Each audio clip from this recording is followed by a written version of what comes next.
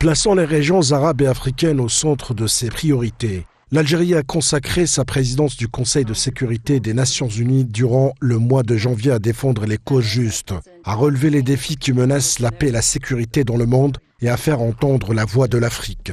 Sous la supervision du président de la République Abdelmadjid Tebboune, la diplomatie algérienne a pu mettre sur la table de cette instance onusienne plusieurs questions et défis qui menacent la paix et la sécurité dans le monde, tels que la question palestinienne, les situations au Liban, en Syrie, au Yémen, en Libye et au Soudan, en passant par les crises en République démocratique du Congo, en Haïti, en Colombie et la lutte contre le terrorisme en Afrique. Le représentant permanent algérien aux Nations Unies a tenu à saluer les efforts de tous les pays dans le but de rétablir la paix et l'ordre dans le monde. Étant donné qu'il s'agit de la dernière réunion publique du Conseil de sécurité prévue pour le mois de janvier, nous n'aurions pu y parvenir seuls, sans le dur labeur, sans le soutien, sans la contribution positive de toutes les délégations et de tous les représentants dévoués du secrétariat.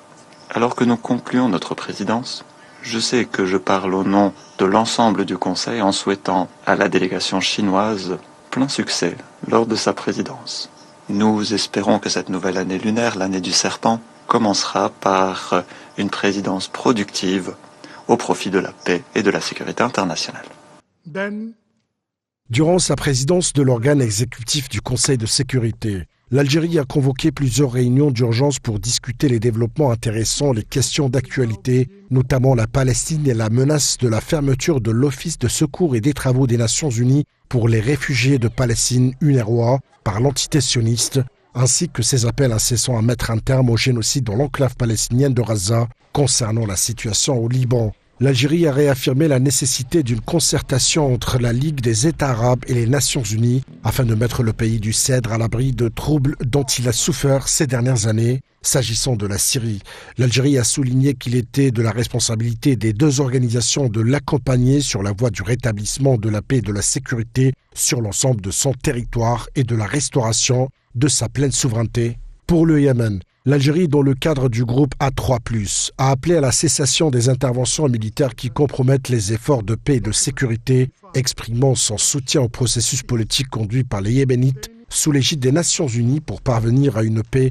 et une stabilité durable dans ce pays. Grâce à son rôle actif au sein du Conseil de sécurité, l'Algérie a réalisé un acquis important sur la scène internationale en réussissant à arracher un accord historique permettant à l'autorité libyenne d'investissement de réinvestir les avoirs libyens gelés dans les institutions financières internationales, une décision qui représente un grand pas vers la protection de ces avoirs et la préservation de leurs valeurs et des revenus qui en découlent au bénéfice du peuple libyen. Les efforts algériens ont également donné lieu à une autre décision obligeant le comité des sanctions sur la Libye à informer les autorités libyennes à l'avenir sur toutes les correspondances relatives aux avoirs gelés, permettant ainsi à la Libye de suivre avec précision et clarté le sort de ses fonds. Ce succès reflète l'engagement de l'Algérie dans la défense des droits de pays frères et en faveur de leur cause juste, et illustre la capacité de la diplomatie algérienne à réaliser des acquis tangibles sur des dossiers sensibles.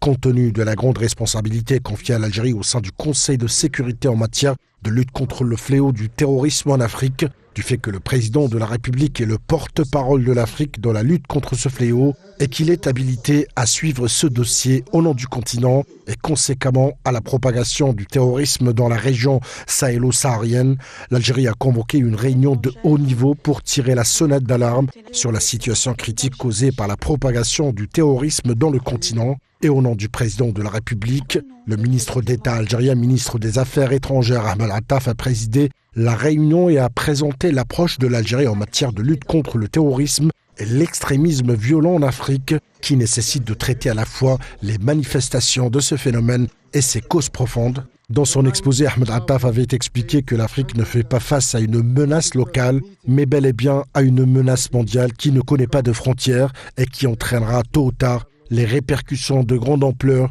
qui dépasseront les régions africaines touchées. Nous sommes intimement convaincus que l'Afrique ne sort pas à une menace locale, mais bien à une menace planétaire, une menace qui se joue des frontières et qui n'épargne personne. Le sort de l'Afrique aura tôt ou tard de vastes ramifications qui se feront ressentir bien au-delà des régions de l'Afrique touchées, bien au-delà du continent. Comme couronnement du débat de haut niveau, le Conseil de sécurité a adopté une déclaration présidentielle initiée par l'Algérie en sa capacité nationale, mettant en exergue l'architecture institutionnelle de la lutte contre le terrorisme en Afrique. La République populaire de Chine présidera le Conseil de sécurité le mois de février.